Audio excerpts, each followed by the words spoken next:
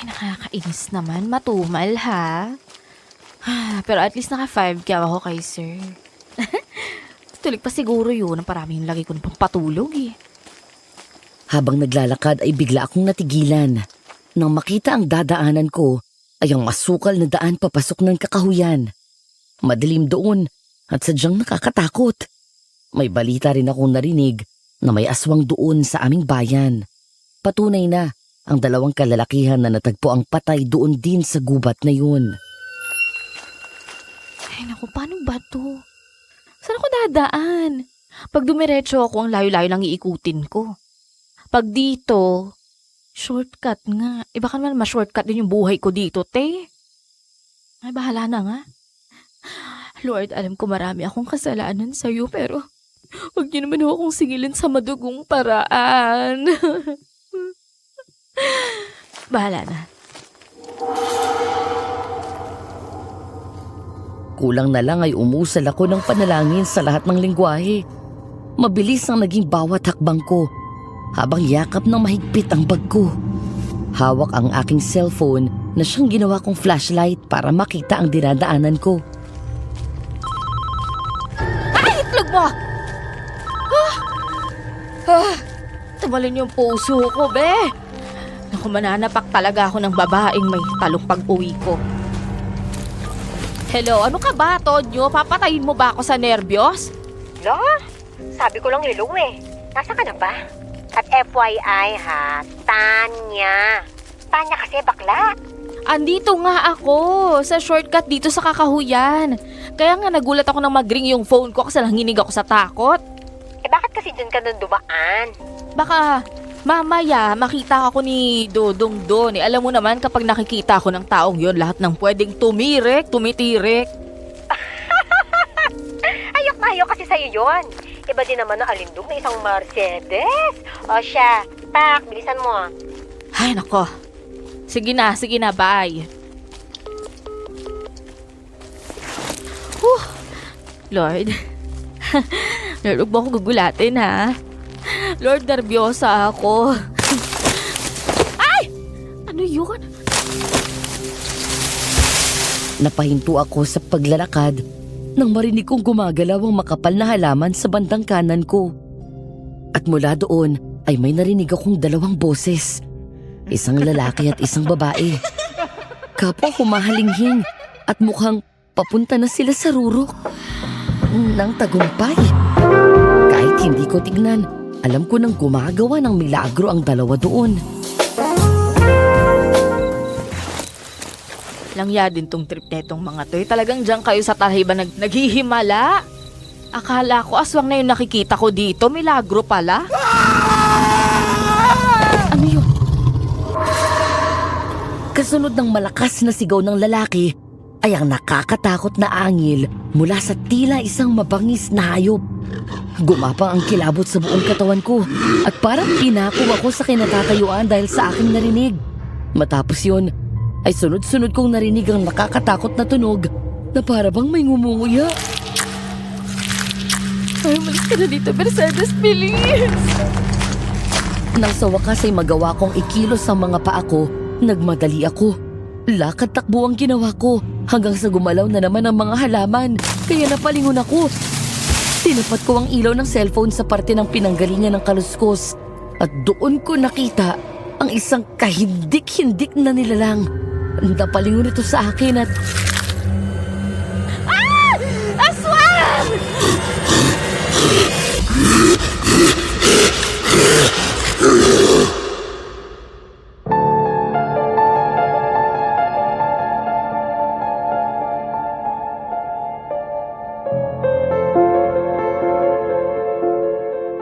May napanood ako sa TV kanina. Ang sabi ay may aswang daw na nakita sa isang probinsya sa Negros Occidental. Bigla kong naalala ang naging karanasan namin doon sa probinsya. Ang maganda at payapang lugar na yon, mababait ang mga tao at maganda ang tanawin. Sagana pagdating sa mga pananim. Sino bang mag-aakala na sa likod ng kagandahan ng lugar na yon ay may tinatagong lihim? Alas 9 ng gabi ng Biyernes, katatapos lang namin maghapunan ng asawa ko nang maisipan kong isulat at ibahagi sa inyo ang kwento ko tungkol sa isang aswang.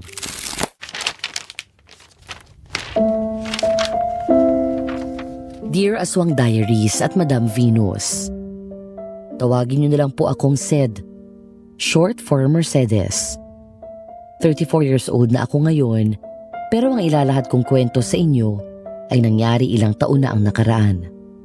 Panahon ng eleksyon kung saan mahigpit ang laban ng dalawang kumakandidatong barangay captain sa aming lugar. Ang akala ko noon ay sa umaga lang mainit ang mga tagpo dahil sa dikdikan na kampanya. Hindi ko akalain na mas marami akong matutuklasan na lihim sa pagkagat ng dilim. Paalala, ang kwentong isasalaysay ko sa inyo ay may mga eksena, pangyayari at paksa na hindi angkop sa mga bata. Mga kababayan, ilang taon na tayong nagtitiis sa paulit-ulit na hindi magagandang pamamalakad ng ating kapitan. Aba iba naman.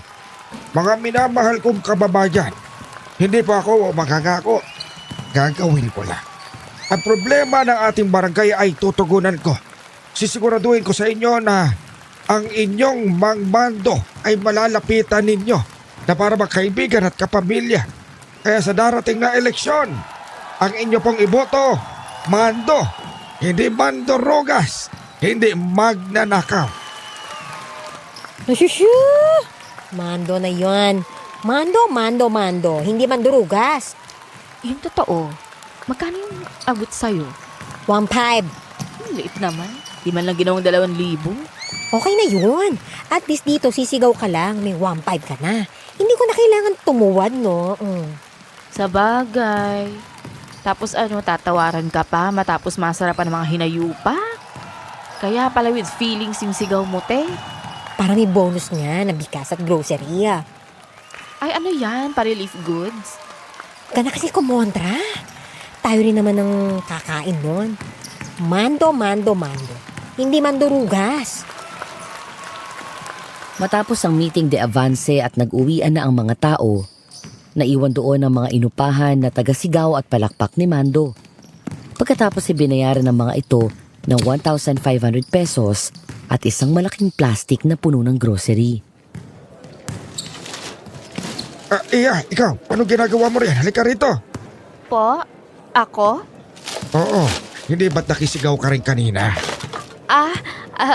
Opo. Ang lakas naman ng sigaw ko kanina eh. O ayan, para sa'yo. 2,000 yan ha. O Joyce, bigyan mo rin siya ng grocery. Ikaw si Mercedes, hindi pa. Ako nga ho. Gustong lumagpas sa noo ang isang kilay ko nang pag-abot nito sa akin ng pera, ay hindi nito binitawan agad ang kamay ko.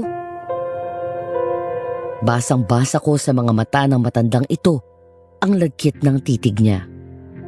Puno ng pagnanasa sa likod ng mga ngiti nito, habang ang magaspang nitong kamay ay panay ang himas sa kamay ko. Pagkatapos bumaba ang tingin sa dibdib ko. Hindi sa pagmamayabang, Madam Venus, medyo nabiyayaan tayo ng mayaman na hinaharap. Mabilis kong binawi ang kamay ko, saka nagpakita ng pilit at alanganin ng ngiti. Salamat ho, Mang Mando. Saka ho sa susunod, huwag niyo basta hinahawakan ang kamay ko. May bayad ho yan. Kada dampi ng palad ng lalaki sa balat ko, mahal ho. Tara na, Tanya. Mukhang type ka pa na matandang yun Alam ba niya trabaho mo, girl? Ayoko sa kuluban na yun. Kung hindi dahil sa pera niya, hindi ko lalapitan yan, no? Oo nga, no? Napagkamalan ka pang tagapalakpak, Otot niya. Hindi ko siya iboboto kahit 10,000 yung ibigay niya sa akin, no? Excuse me. Nakalabas na kami ng court nang muli akong lumingon sa loob. Kasama ni Mando ang asawa nitong si Nerissa. May edad na ito at nasa 40 na. Pero ang mukha at katawan ay animo nasa 20 anyos lang. Ngunit sabi nga nila, kahit gaano kaganda at kaseksi ang babae, hindi pa rin yun sapat sa isang babaero na tulad ni Mando. dahil ang hinayupak na matandang yun, habang nakatalikod ang asawa at pinagkukumpulan ng mga sipsip na taga-suporta niya, ang kamay ni Mando ay lihim na nakahawak sa puwet ni Joyce, ang batang-batang assistant nito. May araw din talaga sa akin yung matandang yan. May sinasabi ka ba? Ha? Oo, sabi ko bilisan na natin. Natirik na yung araw, be. Ang init. Nakasuot ng hapit na kulay pulang dress. Mababa ang neckline at labas ang mayaman kong hinaharap. Nakasuot ng mataas na sapatos, kung todo makeup at kulay pula ang lipstick. Nakatambay ako sa gilid ng kalsada habang sukbit ang bag. Di kalayuan sa kinatatayuan ko ay naroon lang ang police station. Pasimple akong lumayo nang lumabas ang isang pulis. Napakunot noo ako habang inaaninag ang mukha nito. Sino yun? Mukhang bago ah. Aba, pogi. Mukhang opa. Punta kaya ako doon. Makikitsika lang ako kay sir. Ay, sige. Palapit pa lang ako nang tumingin sa akin ang bagong mukha ng pulis. Matamis ko siyang ninitian pagkatapos ay tumayo sa pintuan malapit sa presinto. Kilala ako ng mga pulis doon, maging ang mga staff. Hindi lang dahil sa malapit doon sa station ng barangay kung saan ako nakatira, kundi sa ilang beses na akong nagpalipas ng gabi sa selda. Hello mga sir. Bago niyo ako i-interrogate, may lakad ho ako. May date kami ng jowa ko and bagong buhay na ako, no? At sino ka naman? Wow, makatanong ha. Ako po si Sed. Sir, short for Mercedes. Ikaw, Pogi, bago ka dito, no? Napakunot noo ako matapos hindi sagutin ng lalaki ang tanong ko at tinignan ako mula ulo hanggang paa. Bigla akong nanliit sa mga tingin nito. Parang hinuhusgahan pati kaluluwa ko. Bago ako dito. Fernando Del Valle. Pero Fernan na lang itawag mo sa akin. Oh, ang yaman ng pangalan. Tinutagapagmana ng kumpanya ang pangalan niyo, sir, ha? Ikaw, ano ka naman? Pokpok ka ba? Ayos diretsyon-diretso. Ni hindi ka man lang nagdalawang isip sa tanong mo. Ako, pokpok? Mukha ba akong pokpok? Oo. Chief, itong bagong pulis nyo, ha? Matalim-talim ang dila, ano? Hindi ako pokpok. May date nga ako, di ba?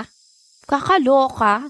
Sa ganitong oras, mag-alas 12 na ng gabi Ba't nakingialam ka? Sa gusto naming mag-date ng hating gabi. Ay, naku, makaalis na nga lang dito. Nagmamadali akong umalis sa presinto. Mahirap at mukhang malakas ang radar ng isang yun. Dumiretso ako sa isang convenience store at bumili ng energy drink. Pabalik na ako sa pwesto ko nang tumunog bigla ang phone ko. Dali kong hinanap sa bag yun habang naglalakad.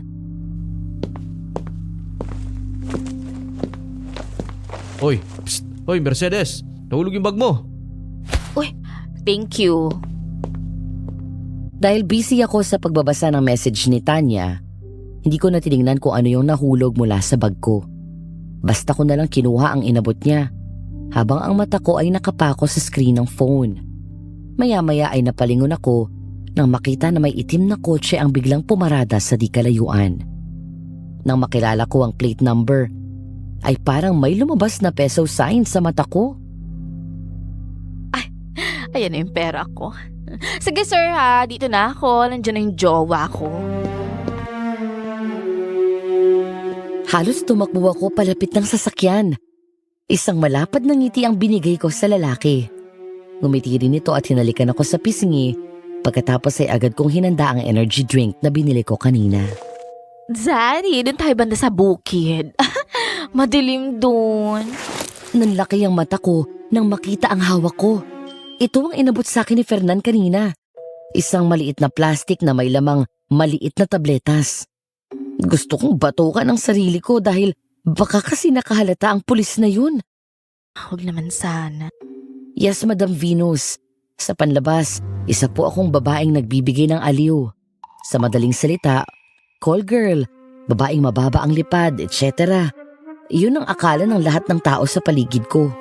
Bukod kay Tanya at kapatid ko, ang hindi alam ng lahat, sa tuwing may lalaking kumukuha ng serbisyo ko, matapos akong bayaran ng lalaking yon bago pa nila ako maggalaw o maikama, pinapatulog ko na sila at tumatakas ako.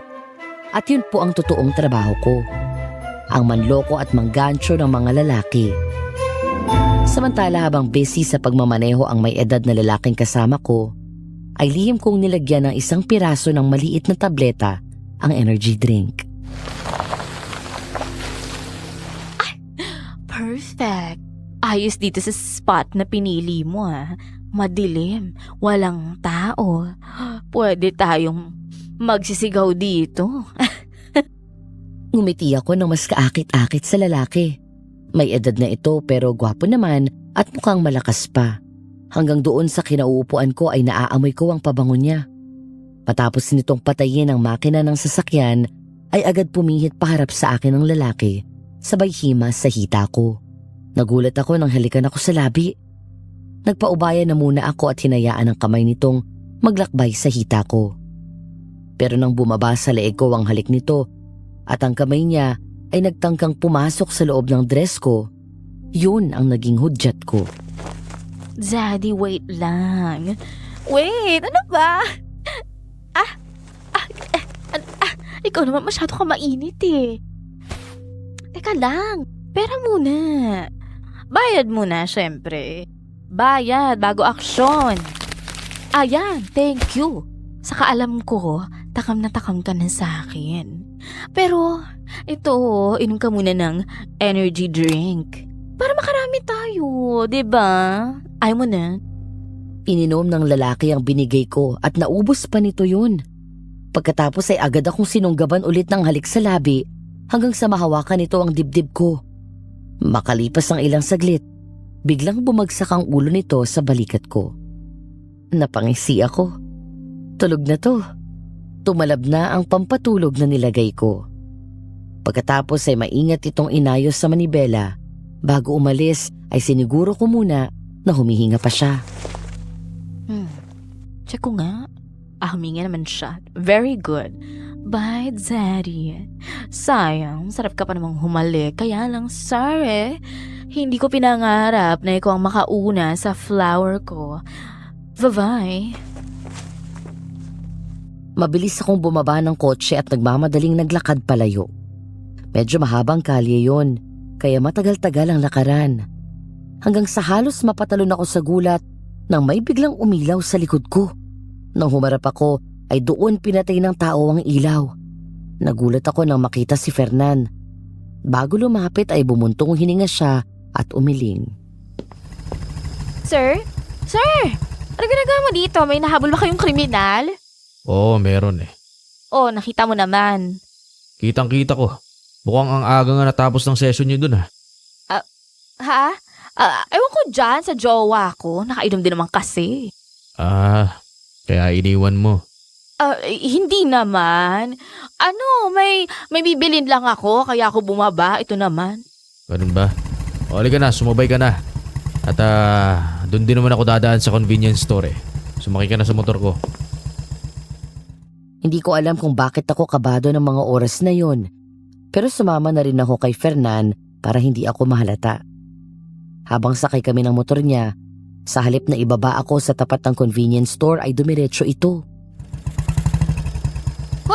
Hoy, sir, lagpas na tayo! Doon tayo bibili. Nagtaka ako nang ihinto nito ang motor sa tapat ng presinto. Nang makababa ako ay saka ako biglang hinarap nito. Nakapurma lang muka at galit. Pagkatapos ay may nilabas ito mula sa bulsa. 2 piraso ng tabletas. Drugs to, no? Po? Hindi, sir. Ano yan? Melatonin lang yan, oo. Shit. Kung ganun, tama nga yung hinala ko.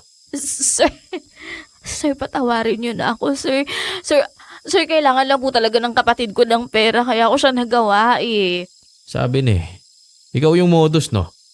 Pumasok ka dun sa loob. Jowa-jowa ka pa.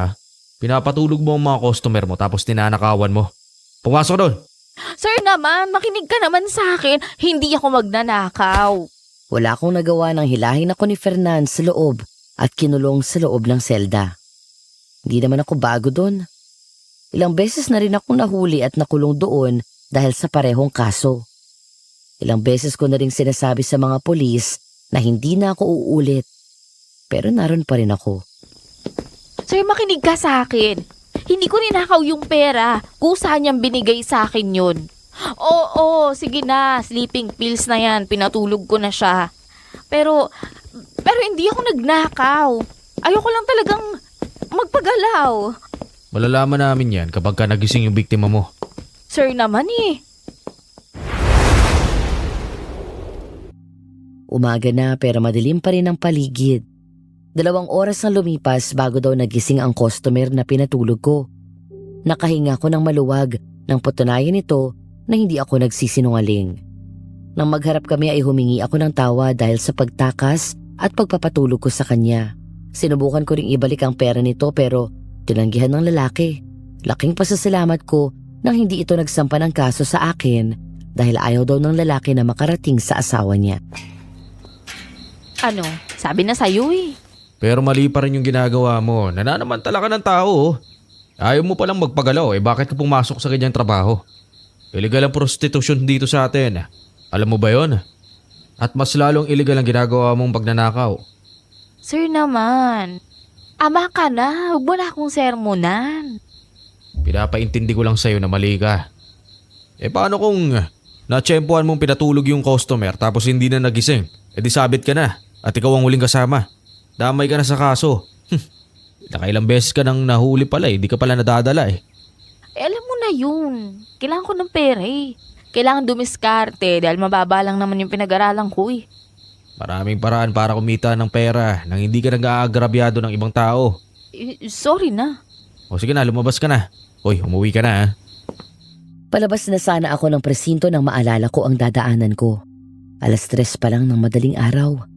Bigla akong natakot na baka matsyempohan ko na naman ang aswang na nakita ko ilang linggo na ang nakalipas. Bigla akong bumalik at naupo sa silya.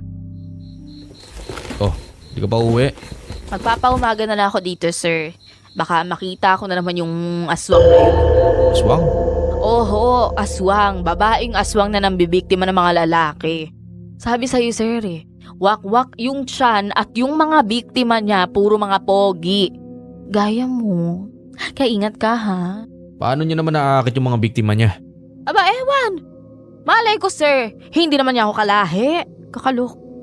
Tsaka wala pa pong nakakaalam. Basta nagugulat na lang kami na may patay na tapos hindi rin kilala yung aswang. Nung nakita ko kasi siya, nasaan yung aswang siya eh. So, hindi ko siya makilala. Di kung delikado pala, dumito ka na lang muna. Siya nga pala. Baka may kilala ka dito na nagpapaupa. Medyo malayo kasi yung tinutuluyan ko eh. Meron, syempre. Doon sa bahay ng friend ko. Kaso bahay lang talaga siya tapos kwarto yung uupahan mo. Okay na yun. Habang nag-uusap kami ni Fernan, sabay kaming napalingon nang makitang may dumaan na babae. Napakunot noo ako at nasundan ito ng tingin nang makilala ko. Si Nerissa, ang asawa ni Mang Mando. Mula sa kanto ay tumuwid dito at naglakad palayo.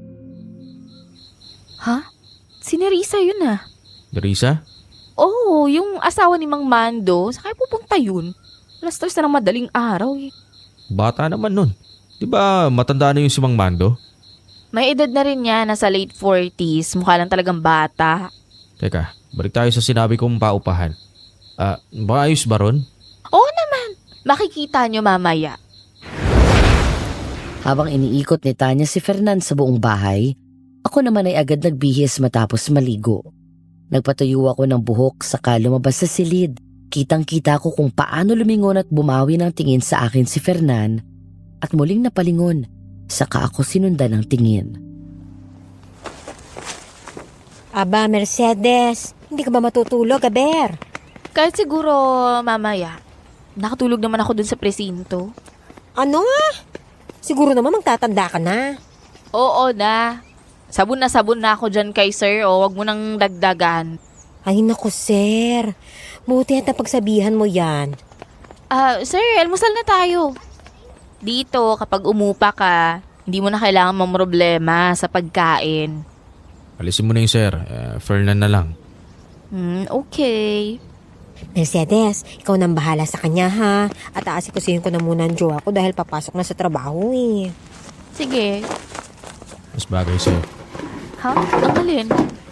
Mas bagay sa'yo kapag wala kang make-up. Mas lalo kang gumaganda kapag ganyang simple lang yung suot mo. Hindi yung nakabuyang-yang yung katawan mo. Ano ba yan? Talaga? Oo nga. Habang kumakain kami ay napatingin kami sa labas matapos marinig ang malakas na campaign jingle ng mga nagbabahay-bahay na kandidato. Hindi na dapat namin papansinin yon dahil kumakain kami hanggang sa marinig namin ang boses ni Mang Mando. Tao po! Ang magandang umaga po! Oh, sino naman yun? Abay, sino pa? Di mga kandidatong pulpul na yan. Napilitan akong tumayo at sumunod naman sa akin si Fernan. Agad ngumiti sa akin si Mang Mando nang lumabas kami ng bahay. Agad itong nakipagkamay sa akin at gaya ng dati ay hindi na naman agad binitawan ng matandang manyakis na ito ang kamay ko. Magandang umaga, Iha. Mando nga pala sa darating na eleksyon, ha? Sige ho. Good morning. Mando po, huwag niyo kakalimutan ha. Seth, mukhang may bagong lipat dito sa atin ha. Opo. Bagong pulis ho dito sa atin. Magandang umaga po. Ako si Nerissa, ang asawa ni Mando. Nice to meet you po. Napalingon ako kay Fernan nang pasimple itong tumayo sa pagitan ko at ni Mang Mando para mabitawan ng matanda ang kamay ko. Kaya napilitan din ng matanda na kamayan si Fernan. Nang umalis na si Nerissa at pumunta sa kabilang bahay, agad naming napansin ang paghahawak ng matandang lalaki sa bewang ng assistant nito na si Joyce. Pagkatapos ay may binulong. Ay naku, babaero talaga tong matandang to. Harap-harapan. Nakita mo? Nandyan lang yung asawa. Sino ba yung hinahawakan niya sa bewang? Sino pa? Di yung kabit niyang bago. Paano mo naman nalaman? Sus, hello. Baka laman ako ng kalye. Kaya yung mga lihim ng mga yan, wala na yan. Booking ko na yan. Uy Mercedes, favor naman. Kung hindi ka matutulog, pwedeng ikaw ang mamalengke. Sige. Samahan na kita. May mga kailangan din akong bilhin sa bayan eh. Pasado 10:00 na ng gabi. Nakabihis na ako at handa na akong lumabas. Simple lang ang suot ko. Tight jeans, sleeveless na top at nakatsinelas. Dahil nahuli ako ni Fernan, kailangan ko munang maglaylo sa panggagancho at maghanap ng bagong tatambayan. Eksaktong paglabas ko ng kwarto ay siyang labas din ni Tanya. Huli ka? Saan ang punta mo ha? Ano yan? Bagong atake? Mukha kang magsisimba ha? Sira, ano ka ba? May lakad ako ngayon, te. At saka, alam mo, bait-baitan muna yung peg natin ngayon, bakla. Najuli tayo ng pulis, te. Kaya, ang ating aura ngayon, nahanap ng bagong tatambayan. Ganon. Ay nako Sed, kapag ikaw napahamak ka dyan sa ginagawa mo ha? Tans, alam mo naman na, 'di ba? Kaya nga nag-aalala ko eh. Malapit na tong matapos. Kalma ka lang. Sige na. Wala na ako sinabi. Basta ingatan mo yung sarili mo ha? Ayoko lang dumating ang araw na mabalitaan ko na napahamak ka. Dala ko naman lagi yung taser gun at saka pepper spray ko, no? Magkikita ba kayo ng kapatid mo? Oo. Hintayin ko siya dun sa tagpuan namin. Palabas ako ng gate nang mula doon ay natanaw namin ni Tanya na lumabas ng bahay si Nerissa. Napaupo at nagtago pa kami sa gate nang dumaan ito sa tapat ng bahay. Dahan-dahan kaming sumilip at sinundan ng tingin ng babae nang maglakad ito papunta sa liblib na parte ng barangay namin. Saan na naman kaya yung punta nun? Nakita mo yung suot ni Nerissa? Ay, bawat hakbang tumataas ang laylayan ng suot. Nakakaloka. Kita na yung pundilyo ng panty at kuyukot. Ay, tamo, sana all maputi. Sino ka dyan? Maputi ba yun? Parang ang may namumuong bagyo sa kuyukot nun. Mas makinis at mas flawless pa nga ako dun eh. Pak. Langya ka talaga, te. Kuyukot up in the air. Kuyukot up in the air. Kuyukot up in the air. Ganon ang peg. Ay, nako. Mukhang hindi lang si Mang Mando ang may ginagawang kababalaghan, ha? Aba! Oh, tingnan mo. Sabi ko na sa'yo eh. Nang bumalik ang tingin namin sa bahay ni Mando, kitang-kita namin ni Tanya na dumating ang assistant na matanda na si Joyce. Nagkatinginan kaming dalawa at nag-appear sa katumawa. Kitang-kita namin ang anino ng dalawa mula sa bintana na naghahalikan nito. Tindi rin itong si Joyce, ha? Parang tatay niya na yan. Nakakalokan, tibay na si Kura. Hayaan na natin sila sa mga trip nila sa buhay. Basta wag lang silang papahuli, tapos. Lalabas ka pa? Baka bukas na, text ko na lang siya. Mukhang matagal lang ako maghihintay dun eh. Bili na lang tayo ng merienda sa convenience store. Mula sa bahay ay lumabas nga kami ni Tanya para bumili ng makakain sa convenience store. Pagdaan namin sa presinto ay eksakto naman na nasa labas si Fernan habang kausap ang mga kasama nitong pulis. Agad sumama ang tingin nito pagkakita sa akin. Oh, miss. Sana naman ang lakad mo. Ito, tamang hinala na naman. May bibilin lang ho kami. Mukha ba akong pipick up ng customer? Naninigurado lang ako. Ay, Fernando, baka iba na yung concern na yan. He, tumigil ka nga ha. Dito lang muna ako. Matapos namin bumili ng siopaw, chichirya at soft drinks, ay lumabas na rin kami agad. Malapit na ulit kami sa presinto nang may humintong kotse sa tapat namin. Napangiti si Tanya nang makilala ang driver. Ay, babe, alis tayo? Saan ang punta natin? Ay, sige. Aalis ka? Oo nagyayaya. Sige. Manglak ka ng pinto, ha? May extra susi naman si babe, kaya makakapasok kami mamaya. Okay? Oh, susi ng bahay. Nilak ko kasi yung pinto eh. Okay, ingat kayo. Bye, Jerome. Pagdaan ko sa presinto ay huminto muna ako doon para makipagkwentuhan. Ako lang mag-isa sa bahay at hindi pa naman ako inaantok. Mabuti na lang din at hindi busy sa presinto kaya may pagkakataon si Fernan na kausapin ako. Sino yun? Boyfriend ni Tanya. Bigla silang may lakad eh. Uuwi ka na ba? Oo, malamang. Ano pa bang gagawin ko dito? Ayan may nakabantay sa akin. Yung pagmumukha mo. Alam mo, para sa kabutihan mo rin yung sinasabi ko. Oo na nga, oo na. Naintindihan ko naman. Salamat ha, salamat. Uuwi ka na ba? O tara na, hatid na kita. Hindi na, kaya ko na to. Sigurado ka? Madalim sa dadaanan mo ha. Oo. Habang naglalakad ay kumabog ang dibdib ko sa takot matapos makita ang madilim na daan. Sana pala nagpahatid na lang ako kay Fernan. Maya-maya ay biglang may kumalas ko sa halamanan kaya bigla akong huminto sa paglalakad at dahan-dahang umatras. Pumikit ako at huminga ng malalim kasabay ng pagpapakalma ko sa aking sarili.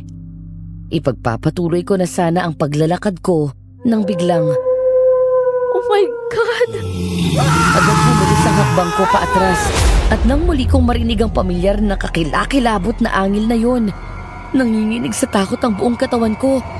Gaya ng unang nangyari sa akin, nang biglang gumalaw muli ang makapal na halamanan, ay lumabas doon ang aswang at bahagyang nahagip ng liwanag mula sa isang bahay na nakasindi ang ilaw sa labas. Diyos ko, anong nilalang to?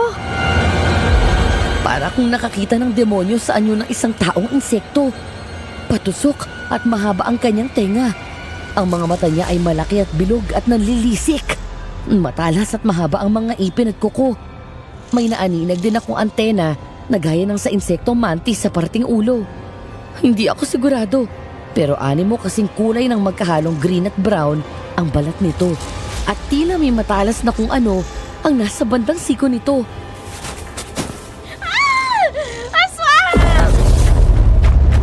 Agad kong nabitawan ang pagkain na hawak ko at kumaripas ng takbo pabalik. Takot na takot ako. Nalaki ang mga mata ko nang makita na hinahabol ako ng aswang. Napahugulgul ako dahil pakiramdam ko mamamatay na ako anumang oras. Napakabilis nitong tumakbo at tumatalon din ito na parang tipaklong. Hanggang sa bigla akong madapa. Napaatras ako ng mabilis nang bigla itong lumapit sa akin. Wag! Wag mo ko sasaktan! Wag! Mercedes, takbo! Fernan? Nang muling magpaputok si Fernan, ay doon ako tumayo at tumakbo. Nang makita ako ni Fernan, ay tumakbo din siya palapit sa akin at sinalubong ako ng yakap.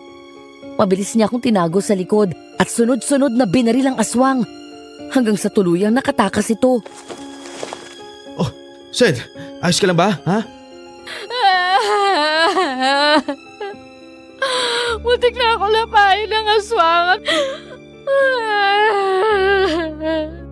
Huwag ka na umiyak. Umalis na siya. Halika na, ihatid na kita sa bahay ninyo.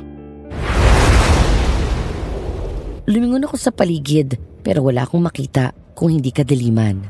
Hawak ang flashlight habang naglalakad sa gitna ng kagubatan ay muli akong nakarinig ng nakakatakot na angil at sigaw ng isang lalaki.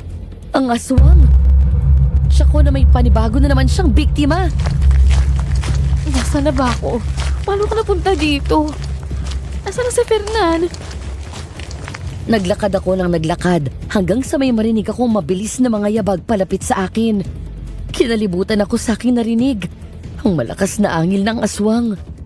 Palapit ito ng palapit hanggang sa marinig ko ang isang pamilyar na tinig.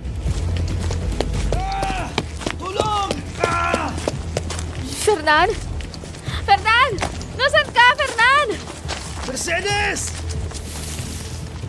Nagulat ako nang biglang may lumabas sa halamanan, kaya't natapat doon ang ilaw. Napaatras ako sa labis na pagkabigla nang biglang lumabas doon si Fernan na duguan ang leeg at tiyan. Kasunod nito ay walang iba kung hindi ang aswang.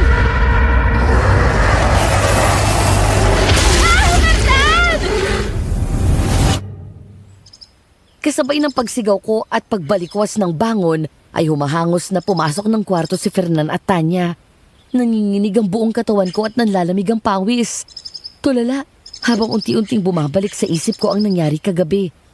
Napalingon na lang ako nang maupo sa gilid ng kama si Fernan. Sed, nandito ako. Kumalma ka. Bakla! Relax! Nandito ka na sa bahay. Doon pa lang ako lumingon sa paligid. Naroon na pala ako sa kwarto at maliwanag na rin sa labas.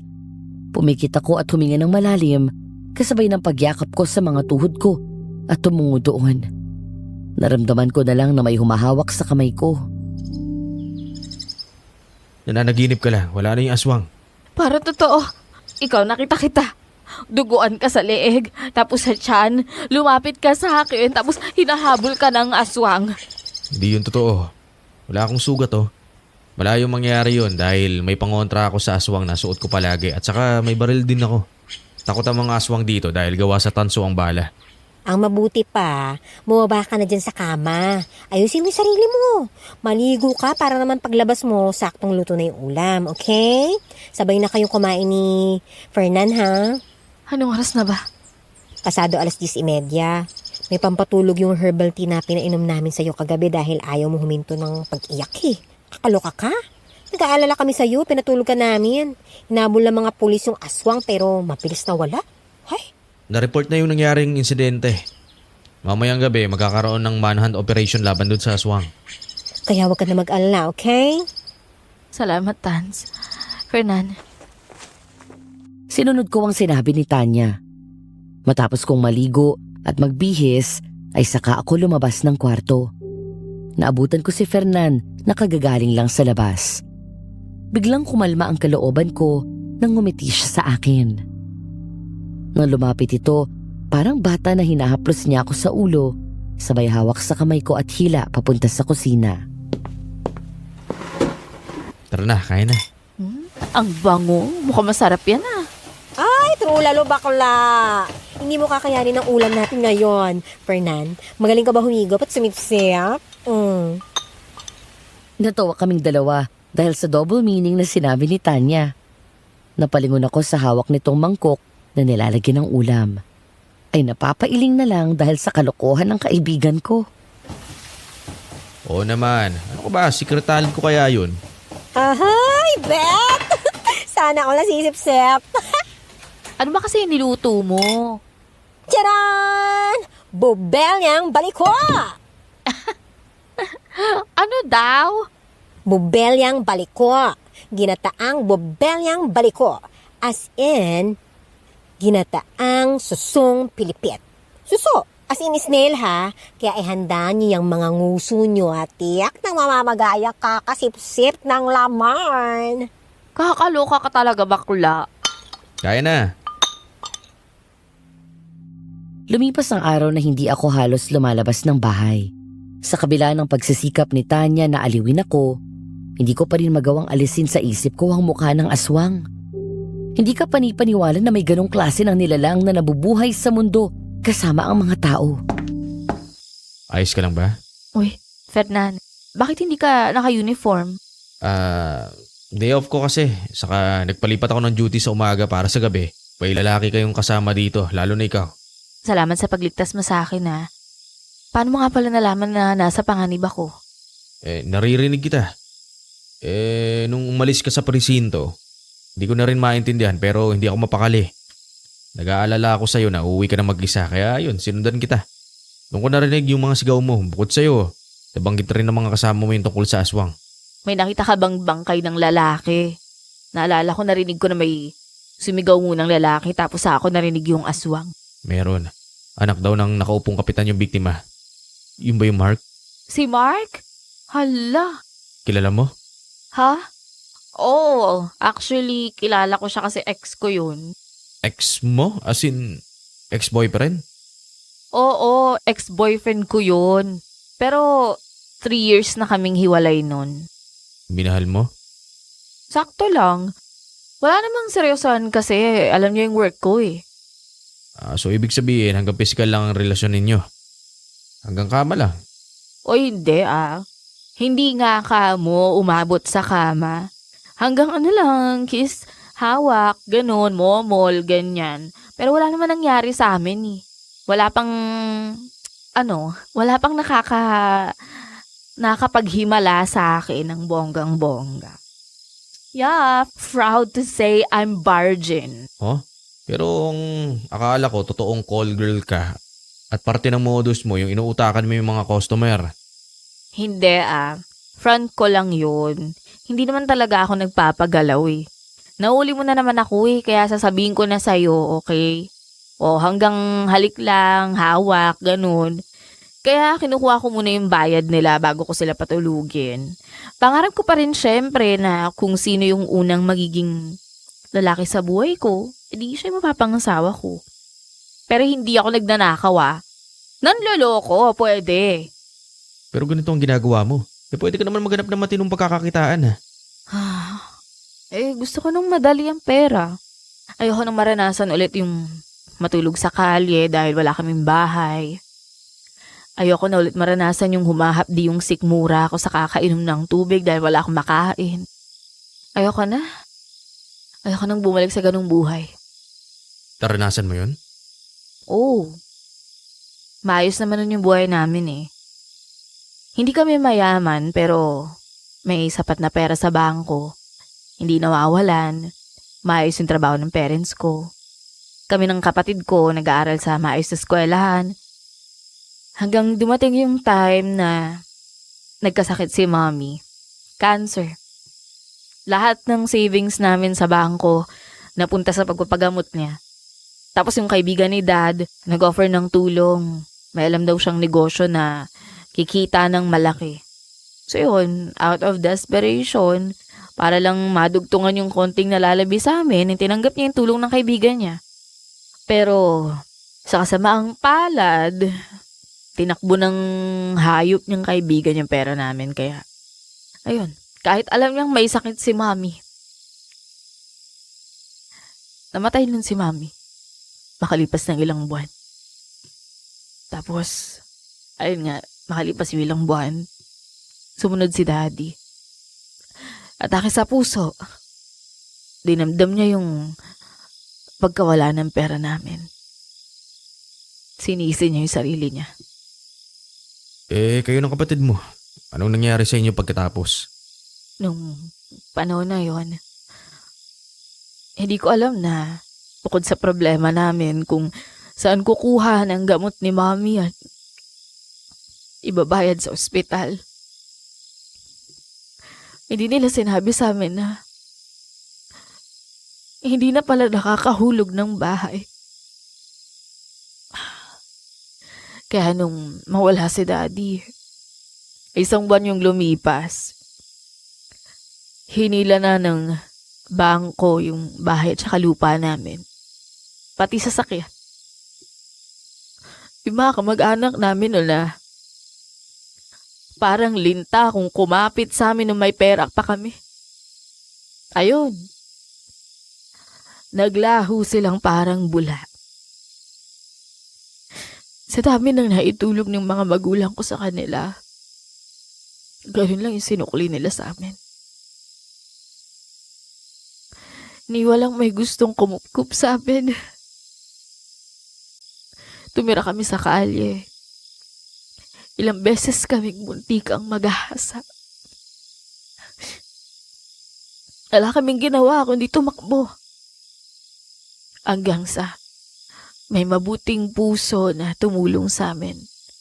Dahil menor de edad pa ang kapatid ko nung panahon na yon, dinala siya sa DSWD bago dinala sa bahay ampunan. Ako naman, naipasok ng trabaho sa ampunan. Teka, paano ka naman napasok sa ganitong trabaho? Ayun, nung umalis kami sa ampunan, sinubukan namin magtrabaho sa factory, sa opisina. Tapos, ewan ko ba, lapitin talaga kami ng mga manyakis eh. Lagi kami nababastos ng kapatid ko. Siguro, dahil sa katawan ko, tingin sa amin ang ibang lalaki madaling bumigay. Kaya nagpakalayo-layo kami at napadpad dito. Nakita ko yung ibang prosti. Naisip ko, gaganti ako sa mga lalaking umabuso sa amin. Nanakawan ko rin sila gaya ng ginawa ng lalaking yun sa tatay ko. Sasamantalahin ko yung mga kahayukan nila. Hindi ko alam na ganyan pala kabigat yung nararamdaman mo. Pasensya na. Ayun. Past is past. Naiintindihan naman kita pero mali pa rin yung ginawa mo. Yung mga biktima mo, hindi naman sila may kasalanan sa'yo eh. Alam ko. Wala lang akong mapagbunto na ng galit sa mundo. Alam ko naman na may mahanap ka pang matinong trabaho. Tutulungan kita. Kaysa lumalabas ka sa gabi tapos may aswang. Baka nga hindi ka mapatay ng aswang pero makatsyempo ka naman ng manyak. Mapahama ka pa. Anong gagawin ko? May negosyo si Tanya, di ba? Bakit hindi ka na lang magpatulong sa kanya? Sa bagay. Sige, kakausapin ko siya. Uy, ba't natatawa ka dyan? Wala, may naisip lang ako. Ano yan? Mamang iniisip mo. Share mo na. Hindi, sa lahat ng mga pokpok kasi na nakilala ko, ikaw yung... Virgin? Oo naman, no? At proud ako doon. Ano, ginawa kong prize ng raffle tong Kifi ko? No way, no? Choosy pa rin ako. At gusto ko kung sino ang first ko, siya na yon. Siya na lang. Pinahanga mo ko, Sed. Napakatotoo mong tao. Malakas ang loob mo, pero marunong kang tumanggap ng pagkakamali mo. Alam mo, lalamunin ka ng buhay ng mundo kapag hindi ka naging matatag. Napahinto kami sa pagkukwentuhan nang may marinig kaming 2 boses na nag-uusap sa gilid lang ng bakuran namin. Napakunot noo ako nang makilala ang mga ito. Nang sumilip ako ng laki ang mga mata ko nang makita si Joyce at Mang Mando. Sino yun? Shh! Huwag ka maingay. Tara doon tayo sa kwarto. Pakinggan natin yung pinag-uusapan nila. Walang nagawa si Fernan nang hilahin ko siya sa kwarto. Doon sa nakasaradong bintana, mas malinaw naming naririnig ang usapan ng 2. Nung una, ay hindi nagsasalita ang mga ito. Kaya nang sumilip kami, ay nanlaki ang mga mata ko nang makitang naghahalikan ng 2. Oh, akala ko ba aalis yung asawa mo ngayon? Oo, maya-maya. Hintayin lang natin, darling. Darling naman eh. Alam mo, sabik na ako sa'yo. Isang linggo mo na kaya akong pinaghintay. Kapag naman sa araw, hindi naman tayo pwedeng maglambingan. Sorry na, darling ko. Hindi kasi umalis nitong mga huling gabi si Nerissa tapos nung una lumuwas kami ng Maynila. Abay, babawi ako sa'yo, promise. Darling, ano kasi, wala na akong budget. Tapos may mga nakita akong alahas ni Nerissa dun sa kwarto nyo. Niinggit ako. Buy mo rin ako. Please. Kunin ko na lang yung mga alahas niya at ibibigay ko sa'yo. Paano pag nakahalata siya? Ako nang bahala doon. Hiwalayan mo na kasi yun, darling. Andito na nga ako eh. Konting tiis lang ha. Uy, ikaw ha. Napakababaero mo talaga. Nahuli kita nung isang beses. Iba yung tingin mo dito kay Mercedes. Pinagnanasahan mo yun, no? Huwag ka na magselos doon. Crush ko lamang yun. Nakita mo naman ang tipde. Ang laki. Parang kasing ang sarap. Alam mo na. Nakakagigil. Tapos ang katawan. Perpekto ang hubog. Palit ang baywang. Tapos ang laki ng balakang at yung puwet. Ay, Diyos ko, palong palo. Nakakainis ka na. Halatang takam na takam ka eh. Sira ulog matanda to ha. Relax. Hayaan mo lang sila. Hindi naman, darling. Crush ko lang nga yun. Pero ikaw pa rin ang mahal ko. Nang sumilip kaming dalawa ni Fernan, natakpan ko ang bibig ko sa gulat nang makita namin ang dalawa na nasa likod ng malaking puno at gumagawa ng milagro. Nagkatinginan kaming dalawa ni Fernan at natigilan. Napapikit na lang ako at natawa nang marinig ang parang pusang halinghing ni Joyce. Gusto mo sa labas tayo sa sala? Para kasing biglang uminit dito eh. Oo nga. Ang ingay ng pusa eh. Habang nagkakailangan kami ni Fernan dahil sa nasaksihan namin, bigla kaming natikilan ng may marinig na pamilyar na nakakatakot na angil. Ang aswang! Bigla akong nag-alala kay Joyce nang maalala na naroon ang dalawa at gumagawa pa rin ng milagro. Muli akong sumilip sa bintana pero wala na sa puno ang mga ito. Biglang nilak ni Fernan ang bintana, sabay hila rin sa akin. Napahiga kami sa kama, sabay siksik sa gilid. Sandali. Si Joy. Hindi yung aswang. Tinakpan ni Fernan ang bibig ko, pero ang mas nakaagaw pansin sa akin ay ang posisyon namin. Nakadapa siya sa ibabaw ko at halos nakapatong na sa akin habang napakalapit ng mukha namin sa isa't isa. Lalo kong natigilan nang salubungin ni Fernan ang tingin ko. Huwag ka maingay. Ilang sandali pa ang lumipas at tuluyan ang natahimik ang paligid. Maya-maya ay narinig na lang namin si Joyce at Mando na nagmamadaling umalis. Dahan-dahan tumayo at umalis sa ibabaw ko si Fernan.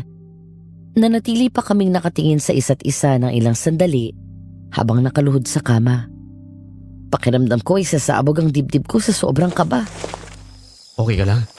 Ha? Oo. Ayos lang ako. Matulog ka na.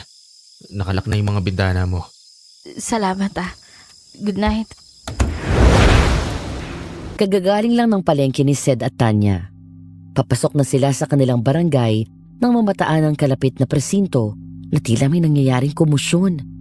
Nagkatinginan kami ni Tanya. Pagkatapos ay tumawa, saka nagmamadaling pumunta doon. Pumesto kami sa bintana at doon ay nakiusi sa mga pangyayari. Miss, sandali. Liwanagin mo muna yung sinasabi ninyo. Paano kayo nanakawan? Sa bahay. Ilang araw ko nang napapansin na unti-unting nawawala ang mga alahas ko.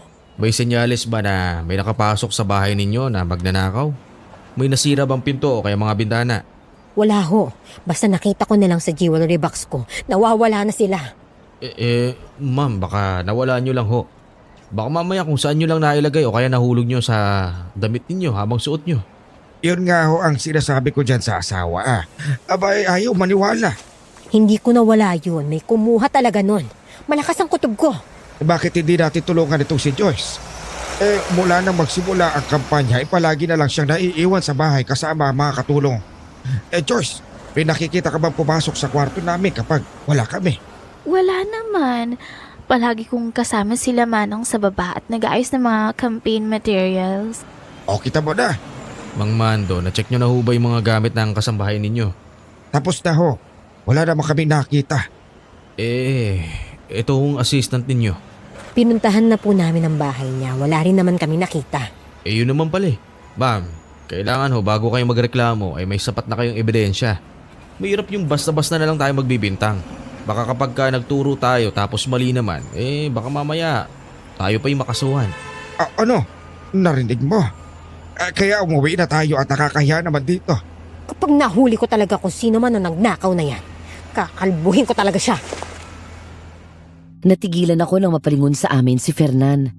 Ngumiti lang kami ni Tanya at kumaway sa kanya.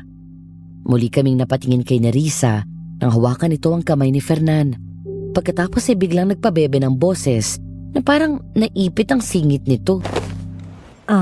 Sir, thank you ha.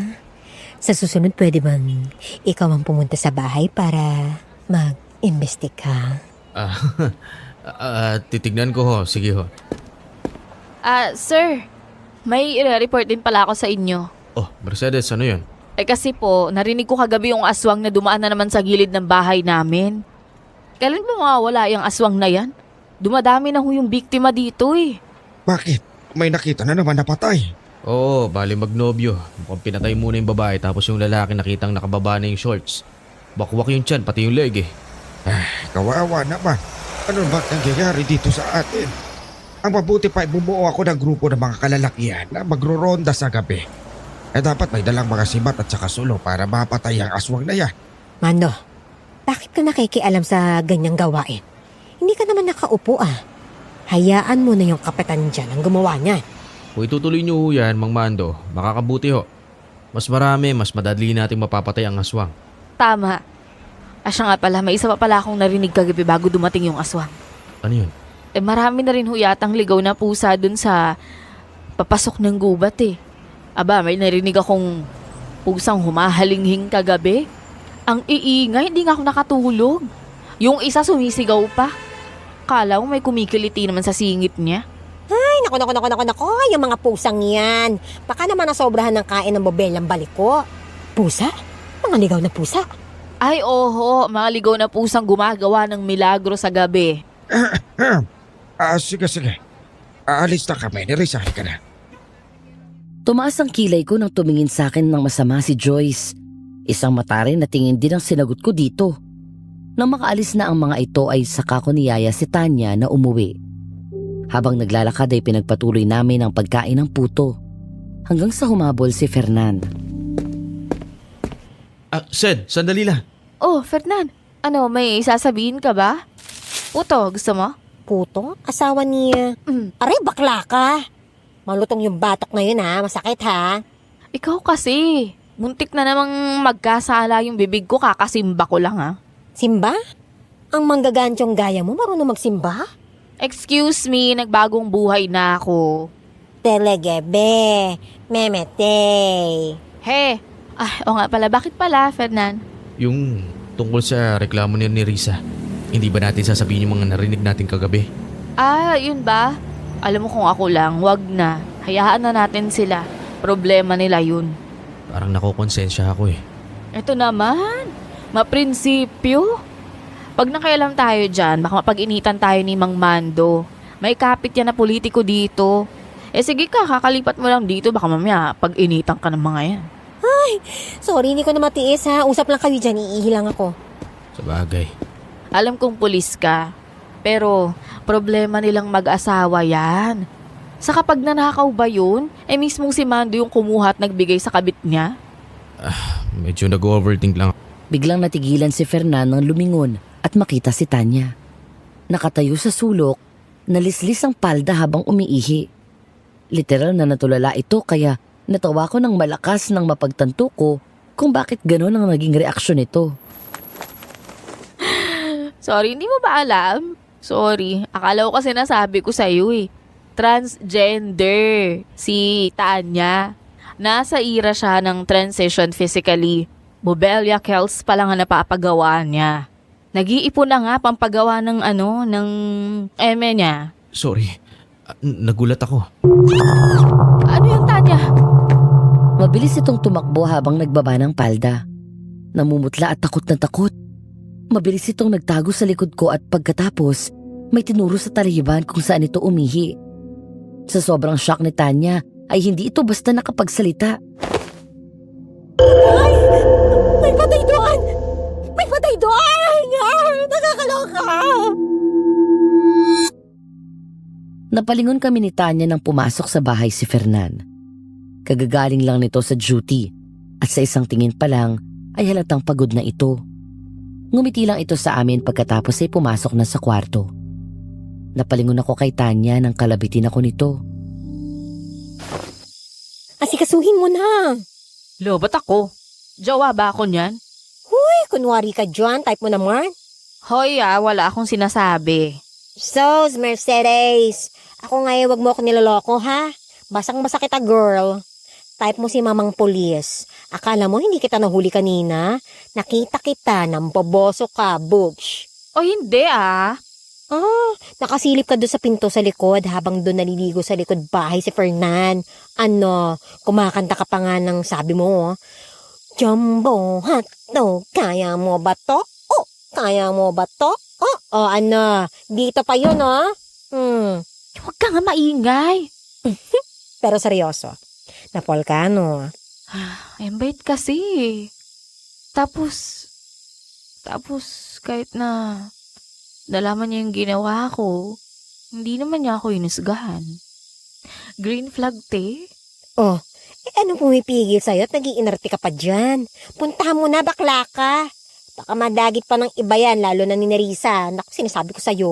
Nakita mo kung paano tingnan?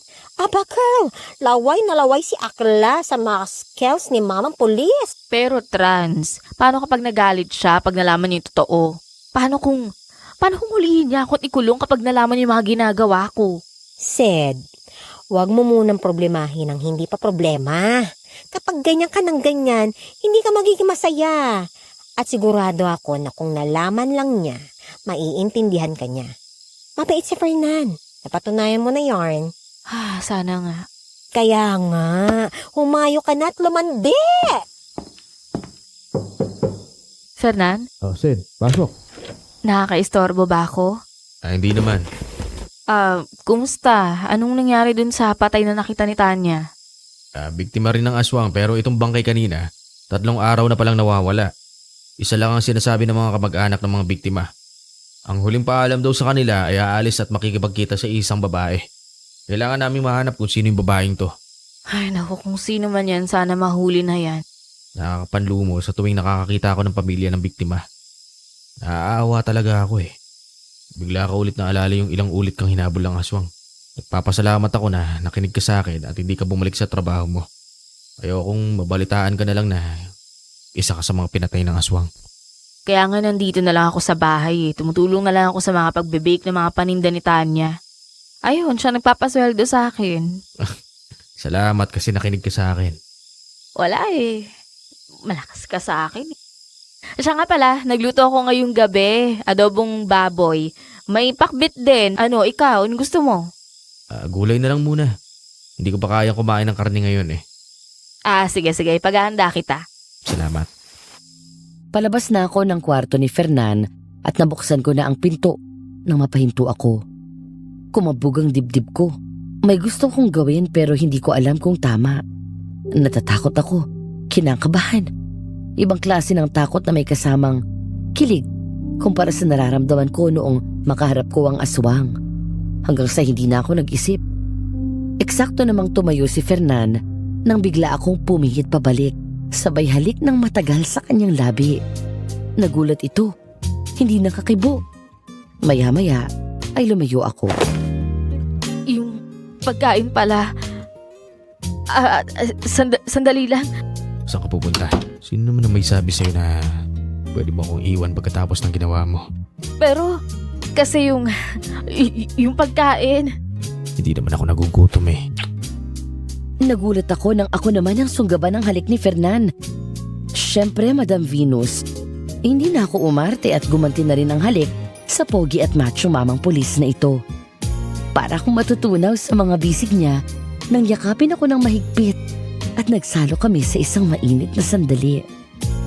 Nang gabing yun ay pansamantala kaming nakatakas sa katotohanan na ang buhay namin ay pare-parehong nasa panganib dahil sa aswang.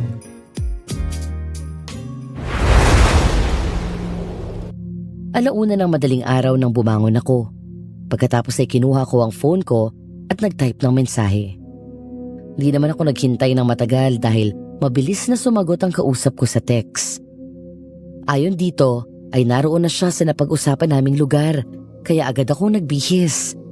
Dala ko ang flashlight, ang aking taser gun, pepper spray at maliit na kutsilyo na gagawin kong pangdepensa sakaling salakayin ako ng aswang. Ate! Joyce, kanina ka pa? Hindi naman, ngayon lang. Nabenta ko na yung mga alahas, ate. Taga Maynila kaya lumuwas pa ako. Yung mga napagbentahan ko, nilagay ko na sa bank account natin. Malaki na ba yung naipon natin? Oh, sobra-sobra na nga eh, kumpara sa ninakaw niya sa atin. Good. Pwede na tayong huminto. Tuloy yung plano natin sa mga susunod na araw. Sige ate, akong bahala. Kailangan masira natin ang pangalan ni Mando sa publiko. Siya'y nangunguna sa survey. Kapag nakaupo na siya bilang kapitan dito, mas marami siyang mananakaw. Maniwala ka sa akin, ngayon pa lang planado na niya yung gagawin niya. Hayop talaga yan. Pero ikaw ha? Aray ate, huwag ka na magmangurot. Bakit ka nagpagalaw doon? Hindi ka na nahiya, doon pa kayo talaga pumwesto malapit sa bahay? Parang nga marinig mo yung usapan namin eh. Tsaka okay na yun. Chef kaya nun, kahit na thunders na, hindi na ako lugi ha. Sige na, umuwi ka na. Sige, pupunta na ako sa tagpuan namin. May bibigay daw siyang pera sa akin eh, saka bagong cellphone, tsaka laptop, tsaka bagong mga alas. Sayang din yun, no? Ay, sige na. Last na yan last na yan. Mag-iingat ka. Basta, relax ka lang, okay? Relax. Bukas magugulat ka na lang sa kakalat dito, sa barangay. Joyce, mag-iingat ka ha? Oo ate, akong bahala. Sabay kaming pumasok ng barangay namin at naghiwalay na lang pagdating sa bahay ni Mando. Maya-maya ay natigilan ako sa paglalakad nang makita si Fernan. Seryoso ang mukha nito at halatang galit. May dala itong baril kahit nakapambahay. Maya-maya ay lumapit siya sa akin. Oh, saan ka galing? Pasado 1:30 na ng madaling araw ah. Huwag mong sabihin bumalik ka na naman sa dati mong ginagawa. Ha? Hindi. Hindi ako bumalik sa trabaho ko. Nakipagkita lang ako sa kapatid ko. Yung totoo Mercedes, ayoko nagsisinungaling ka sa akin. Totoo yon kahit basahin mo pa yung text niya. Nang mabasa nito ang text message ni Joyce, ay saka pa lang ito nakahinga ng maluwag. Pagkatapos ay bigla akong niyakap nito ng mahigpit. Napangiti ako. Ramdam ko ang sinseridad ng pag-aalala nito. Sorry. Pasensya ka na kung nagalit ako. Nag-aalala lang talaga ako sa'yo. Kumbatok ako kanina sa kwarto mo pero nabutan kong bukas yun at wala ka sa loob. Naalala ko kaagad na baka makita mo yung aswang at mapahama ka. Kaya yun, lumabas ako o dala na yung baril ko. Sorry kung hindi na kita ginising. Ang akala ko kasi tulog ka na eh. Sa kadala ko naman ito eh. Halika na nga. Umuwi na tayo. Malapit na kami sa bahay nang may bigla kaming marinig na boses ng isang babae. Sumigaw yun. Kasunod ng malakas na angil ng aswang. Agad kinasa ni Fernan ng baril. Pagkatapos ay tumakbo kami. Pagdating sa tapat ng bahay ay agad niya akong pinapasok. Huwag kang lalabas. Hintayin mo ako dyan. Mag-iingat ka. Nga pala, pagbalik mo may sasabihin ako sa'yo tungkol sa aswang. Ang kwento ni Fernan sa akin, mula doon sa bahay ay tumakbo ito papasok sa kakahuyan. Dala ang baril at flashlight. Hinanap kung saan ang pinanggagalingan ng boses ng babae. Mabilis na tumakbo si Fernan, palapit sa mga halaman na mabilis na gumagalaw. Sumuot siya doon pero nawala ang aswang, hanggang sa may lumabas mula sa likod ng malaking puno. Isang babaeng umiiyak. Nagulat si Fernan nang makilala ang babae. Ma'am Nerissa! Fernan! Tulungan mo ako! Yung aswang, hinahabol ako ng aswang! Saan siya nagpunta? Doon! Pumunta siya banda ron. Nagawa ko siyang iligaw kaya nakatakas ako. Nasaktan ho ba kayo? Hindi naman. Mabuti naman kung gano'n. Maraming salamat, Fernan, ha? Mabuti na lang at dumating ka. Nagulat daw si Fernan nang bigla siyang yakapin ng babae. Sinubukan niyang ilayo ito pero para daw itong tuko kung makayakap. Hanggang sa magtangka si Nerissa na halikan siya sa labi. Mabilis nilayo ni Fernan ang sarili at halos maitulak niya ito. Ano ba yung ginagawa ninyo? Gusto ko lang magpasalamat sa pagliligtas mo sa akin. Isang simpleng salamat, okay na ho ako. Hindi niyo ako kailangang halikan. Fernan, hindi mo ba ako gusto? May asawa na ho kayo. Ano? Magsasaya lang naman tayo. Matagal na kitang pinagmamasdan, Fernan. Matagal ko nang gustong mapalapit sa'yo kaya lang hindi ako makakuha ng pagkakataon. Wag na wag mong isipin ang asawa ko. Tanga yun. Walang alam ang mandong yun. Ma'am, ginagalang ko ho kayo. Ganito, magkunwari na lang kayo na hindi nangyari to. Ang akala ni Fernan ay matatapos na yun doon. Nang paalis na raw siya, ay humabol si Nerissa at humarang sa daanan niya. At sa kanyang mismong harapan ay bigla daw naghubad ng damit ang babae. Pero sa halip na maakit, si Fernan pa daw ang nakaramdam ng panliliit. Sa inis niya ay napakamot daw siya sa liig at nailabas ang suot na kwintas. Nakakadismaya ka naman, ma'am. Tumatakbong po ng barangay ang asawa ninyo tapos heto kayo nakaubad sa harapan ko. May prinsipyo ho ako sa buhay. Hindi ko pinangarap na maging kabit at isa pa, may girlfriend na ho ako. At sino? Yung Seth? Ang babaeng mababa ang lipad na yon? Mas masahol pa siya kung tutuusin. Hindi niyo siya kilala kaya huwag kayong basta-basta na lang manghuhusga. At mas gusto kong pumatol sa isang gaya niya kaysa kagaya ninyo. Nagpapanggap na marangal at disente sa harap ng ibang tao pero nakakasuka naman yung ginagawa ninyo sa gabi. Pareho kayong mag-asawa. Hindi mawala ang kaba ko habang naghihintay sa pagbabalik ni Fernan. Takot na takot ako na baka may mangyaring masama sa kanya. Dahil sa mga sunod-sunod na pagkamatay ng ilang biktima ng aswang. Naisip ko na pag-aralan ng tungkol sa aswang. Naganap ako sa internet base sa naalala kong itsura nito. Halos ilang araw din ang lumipas bago ko nahanap kung anong aswang yun. Ano nga ulit yung tawag sa ganong aswang? Mandarangkal. Ang Tagalog translation ng praying mantis. Ngayon naalala ko na. Kaya pala ganun yung itsura niya. Mukha siyang dambuhalang insekto. Pero itong aswang na to, mahilig siyang mang-akit ng lalaki. Magsisiping sila at kapag malapit na sila sa pinaka-climax ng ginagawa nila, dun siya magiging aswang, kakain at papatay niya yung partner niya. Horror! Kaya pala karamihan ng biktima niya puro lalakwe. Hindi mo mahalata na aswang sila dahil sa araw nagtatago siya sa likod ng normal na anyong tao. Sa mukha ng isang napakagandang babae. Siyempre, pag maganda, madaling makaakit ng lalaki. Kaya medyo nag-aalala ako kay Fernan. Polis yun, may baril. Diba sabi niya, takot sa baril ang aswang? Kaya, tiwala ka. Ganoon na lang ang gulat namin matapos biglang nabasag ang salamin sa bintana at pumasok doon ang aswang. Sa takot ay nagkahiwalay kaming napatakbo ni Tanya. Papasok sana ako sa kwarto ng mabilis nang nakahabol ang aswang at humarang sa harapan ko. Gumapang ang kilabot sa katawan ko. Ngayong nasa harapan ko ulit ito at mas maliwanag kong nakita ang nakakatakot niyang mukha. Anong ginawa mo kay Fernan? Nasaan siya? Napaatras ako at napaupo nang magtangka itong sunggaban ako. Mabilis akong gumapang papunta sa ilalim ng mesa. Napasigaw ako nang itaob nito yun. Nang muli akong sunggaban nito, ay mabilis kong nadampot ang silya at yun ang pinanggalang sa mga kamay nitong may matatalas na kuko. Muling nangalisag ang balahibo ko matapos nitong umangil sa harapan ko. Para akong makikipaglaban sa demonyo. Nang matabig ng aswang ang hawak ko na silya, ay nahawakan ako agad nito sa leeg at sinakal. Sasakmali na lang ako ng aswang nang bigla ko siyang sipain ng malakas sa tiyan sabay suntok kaya nakabitaw ito. Dinampot ko ulit ang isa pang silya at yun ang hinampas ko sa kanya ng malakas. Demonyo ka! Hindi mo ako mapapatay, gaga! Matapos matumba ng aswang ay agad akong tumakbo papunta sa sofa kung saan ko nakita ang pepper spray at taser ko. Pero bago pa ako makalapit doon ay nahawakan ako ng aswang sa paa at hinila palapit. Tanya, Tumakbo ka sa labas, hanapin mo si Fernan. Mabilis ko siyang tinuhod ng malakas at 2 beses, kaya ito bahagyang bumitaw.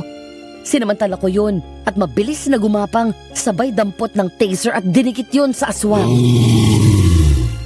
Hindi ako sigurado kung tinablan ba ang aswang ng taser, pero nakita ko siyang nawala ng balanse. Matapos yun ay kinuha ko ang pepper spray at inisprayan ko ang malalaking mata nito. Doon sumigaw ng malakas ang aswang habang takip ang mata nito. Nagpagewang-gewang. Dinampot ko ang kutsilyo para sana saksakin ng aswang pero mabilis itong nakatakas at tumakbo palabas gamit ang pinto. Hinang-hina na napasalampak ako ng upo sa sahig. Mercedes! Diyos ko! Mercedes! Salamat at buhay ka! Fernan! Si Sed! Mercedes! Akala ko may nangyari ng masama sa'yo eh. Pinahanap kita niya dahil ang akala ko nakit ka na ng aswang. Hindi ito sumagot. Mahigpit akong niyakap. Ramdam ko ang magkahalong takot at saya nito. Maya-maya ay hinalikan ako nito sa ulo pagkatapos ay muli akong tinignan. Ikaw na ngayon nasa peligro pero kaligtasan ko pa rin yung iniisip mo. Okay lang ako. May hinala na ako kung sino ang aswang. Napangisi ako habang nanonood sa mga nangyayari. Dahil di kalayuan mula sa kinatatayuan ko, kasama si Tanya at Fernan, nakita kong nagkakagulo ang mag-asawang Mando at Nerissa. Yun ay matapos ipadala ni Joyce sa pamamagitan ng anonymous sender ang mga pictures ni Mando kasama ang iba't ibang babae. Sa restaurant, sa park, papasok ng motel, at sa huli ay doon mismo sa bahay ng dalawa. Kinuna ni Joyce ang sarili sa kama mismo ng dalawa habang tulog si Mando at wala silang saplot. Siyempre tinakpan ni Joyce ang mukha niya. Hayop kang lalaki ka! Nakakasuka ka! Sa mismong pamamahay natin, pinapasok mo ang babae mo? Mahal, hindi totoo yan. Edited lang ang mga yan. Sinisiraan lang ako ng mga kalaban ko sa politika. Kaya pala nawawala ang alahas at pera ko dahil ikaw mismo ang nagbibigay sa kabit mo. Hayop ka! Papatayin kita! Huwag kang maniwala sa kanila. Ikaw ang mahal ko. Manloloko ka! Nagtiwala ako sa'yo! Niloko mo ako! Mga kababayan! Ito ba ang iboboto ninyo? Itong walang kuwentang lalaking ito? Hindi magandang huwaran dito sa lugar natin! Sabi ng isa pang manloloko. Pweh! Pak! Galing umarte ni Akla, oh! Ay! Pang-famas! Akala ko talaga sa gabi yung trabaho niya eh. Yun pala, iba-iba yung tinatrabaho. Iba rin. Matindi.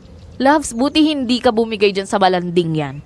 Loves, sa'yo lang solve na ako. Mas di hamak naman na mas maganda ang katawan mo dyan at mas maganda ka. Hoy! Kayong dalawa ha? Speaking of utang na loob, hinaan nyo naman ang boses nyo ah. Ito'y parang palaging lumilin doon sa kwarto nyo at may dragon na lumalabas sa loob ah. Sorry, Tans. Hayaan mo na, Tanya. Bala ko na bumukod kami ni Sed eh. May nakita na akong bahay dyan sa may labasan malapit sa presinto. Ay nako, buti naman at magkaka-privacy naman kami ng jowa ko. Loves, una na ako May operation pa kami. Sige, mag-iingat ka ha. Yung pangako mo, babalik ka dito ng walang sugat o galos. Babalik ka ng buo. Pangako. Kinakabahan man para sa kaligtasan ni Fernan, wala akong magawa kung hindi ang pakawalan nito at hayaan gawin ang kanyang tungkulin bilang pulis. Bago tuluyang umalis, ay matagal akong hinalikan sa labi bago humalik pa sa noo ko. Ingat ka. I love you. I love you too. Nang makaalis si Fernan ay biglang nawala ang ngiti ko at agad kong kinuha ang phone. Nang biglang hawakan ni Tanya ang phone ko at binaba iyon. Nang tumingin ako sa kaibigan ko, bakas sa mukha nito ang pag-aalala. Malungkot akong ngumiti at tinapik ito sa kamay. Huwag mo nang ituloy, please. Tanya, alam mo namang matagal ko nang hinintay to eh. Baka mapahama ka sa gagawin mo. Baka iyan pa yung dahilan para makulong kayo. Sed, maganda ang pangarap ni Fernan para sa inyo. Sasayangin mo lang ba yun? Paano yung mga magulang ko? Paano yung ginawa ni Mando sa kanila? Hayaan mo ang batas ang sumingil sa kanya. Pulis si Fernan. Matutulungan ka niya. Maiintindihan ka niya. Pero gusto ko ako mismo ang pumatay sa kanya. Nang mga sandaling yon habang kinukumbinsi ako ng kaibigan ko, si Fernan naman ay dumiretso sa lokasyon kung saan magaganap ang operasyon nila. Pantalon, simpleng t-shirt, naka-basketball cap at rubber shoes, sa halip na karaniwang uniforme ng polis ang suot niya. Ayon sa kanya, pagdating doon ay mag-isa siyang pumasok sa gubat. Normal na naglalakad at nakikiramdam. Hanggang sa ilang sandali pa ay nakasalubong niya si Nerissa. Fernan? Oh, ma'am. Ano ang ginagawa niyo rito? Kani-kanina lang nandun kayo at nag-aaway kayo ni Mang Mando ah. Nagpapahangin lang. Nagpapalipas ng sama ng loob. Masakit sa akin na malaman na niloloko niya ako. Wag ko kayong magalit ha. Kayo rin naman eh. Tama ka. Palabas ko lang yun. Wala akong karapatang magalit dahil ilang beses na rin ako nagloko. Kasalanan naman niya eh. Hindi niya napupunan ng pangangailangan ko. Kaya hinahanap ko yun sa ibang lalaki. Ganun ho ba? Fernan, nakipag-iwalay na ako kay Mando. Gusto kita. Gustong gusto kita. Iwanan mo na si Mercedes ho. Sumama ka na sa akin. Mas kaya kitang paligayahin. Marami akong pera. Lahat ng gusto mo, maibibigay ko sa'yo. Talaga ho? O ano, tayo na? May tatanong lang muna sana ako sa inyo. Sige, kahit ano. Kilala niyo ho ba si Franco Del Valle? Naaalala niyo ho ba siya? Tumalim ang tingin ni Fernan nang biglang magbago ang ekspresyon sa mukha ni Nerissa. Biglang naging mailap ang mata nito at agad bumawi ng tingin. Umatras ito nang humakbang palapit si Fernan. Hindi. Hindi ko siya kilala. Sige. Baka nakalimutan mo na rin kasi. 4 na taon nang nakakalipas, nakilala mo siya sa isang university na pinasukan niya. Tindera kasi isang tapsilugan. Ang pangalan mo pa nga doon Melissa Landicho. Kinaibigan mo siya. Nagkapalagayan kayo ng loob. Na-in-love sa'yo ang kapatid ko. May nangyari sa inyo at doon mo siya pinatay sa loob mismo ng kwarto niya. Naroon ako. Nakatalikod ka pero kitang-kita ko kung paano ka naging aswang. Hindi ko alam ang sinasabi mo. Ayop kang tibuhan niyo ka. Ang tagal kitang hinanap. Marami ka ng buhay na kinuha dahil sa kayukan mo sa laman. Hindi ko kasalanan kung mahina sila. Kung madali silang matukso. Kasalanan pa nila? Animal ka ba? Hindi lang ang kapatid ko. Pati si Mercedes gusto mo rin patayin. Dahil sagabal siya sa plano ko. Gusto kitang makuha. Ikaw ang gusto kong ipalit kay Mando. Hindi mo mapatay si Mano dahil hindi niya naibibigay ang hinahanap ng katawan mo. Mas gugustuhin ko na lang mamatay kesa magamit ang katawan ko ng demonyong kagaya mo. Kasabay ng pagpapaputok ng baril ay biglang tumalon si Nerissa sa makapal na halaman at narinig nila ang malakas na angil ng aswang. Tama ang hinala ni Fernan. Si Nerissa nga ang aswang. Habulin niyo! Doon! Mabilis na hinabol ng mga pulis ang aswang. Sumuot ito sa mga halaman, tumalon sa mga puno, pero hindi ito nilubayan ni na Fernan. Sa kakatakbo ng aswang ay nasukol siya ng mga pulis at napaligiran. Pinalibutan nila ito ng asin at bawang na may sanga ng sinukuan. Bukod doon ay pinaligiran pa nila ng insenso ito na may dinikdik na kamangyan. Umangil ng malakas ang aswang. Galit na galit ito at pilit silang inaabot pero hindi magawang makahakbang palabas ng bilog. Walang hiya ka, Fernan! Pakawalan mo ako rito! Ang tagal kong pinagplanuhan kung paano kita papatayin. Lahat ng pwedeng pangontra, pinag-aralan ko na at lahat ng pwedeng makapatay sa'yo, inalam ko. Ngayong kaharap na kita. Sa tunay mong anyo, pinatunayan mo lang sa akin na tama ang hinala ko. Ikaw nga talaga ang pumatay sa kapatid ko. Pakawalan mo ako rito! Hinubad ni Fernan ang suot na medalyon at hinawakan kasama ang baril. Matapos yun, ay inusal daw niya ang dasal sa Latin na tinuro ng isang magaling na albularyo sa pagputok ng baril niya. Isang beses, hanggang sa sunod-sunod na. Kasama ang iba pang polis, tinadtad nila ng bala ang aswang. Ilang sandali pa ay tuluyan na itong bumagsak. Natitigan ni Fernan ng aswang ay umagos ang kanyang luha. Franco, naipagkikita na rin kita sa wakas. Fernan! Tanya, teka, ba't nandito ka? Anong nangyayari? Naku, Fernan! Si Sed! Puntahan mo na sa bahay nila Mando! Tigilan mo! Diyos ko ah! Anong ibig mo sabihin? Balak nang patayin si Mang Mando ah! Ulitin mo nga ang mga sinabi mo. Kayo ang... Oo! Anak kami ni Nicolas de Guzman. Kinumbinsi mo si Dad na invest ang pera niya sa negosyo mo. Nangako ka. Tapos tinakbo mo yung pera. Yung pera na sana